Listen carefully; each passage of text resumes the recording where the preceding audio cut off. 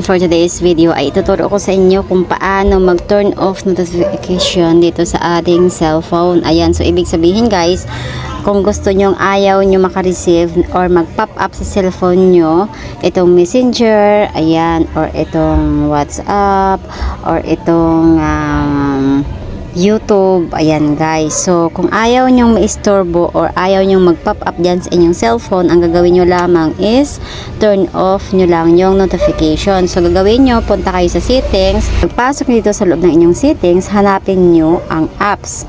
Once nakapasok ka na dito sa apps, hanapin mo na naman yung app management.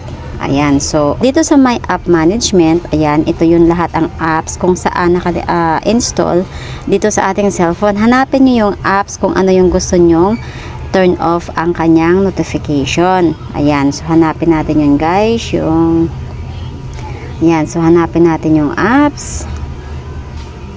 Once na nahanap mo na yung apps, tap mo lang.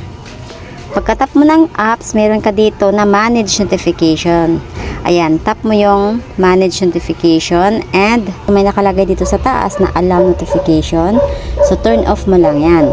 So, ibig sabihin, once naka-turn off na siya, hindi na tayo makaka-receive ng any pop-up notification or pop-up calls. Ayan, so, naintindihan nyo at nag-gets nyo ang ating tutorial. Of course, kung oo, huwag nyo naman kalimutan itap ang ating bell button para updated kayo sa ating mga latest video.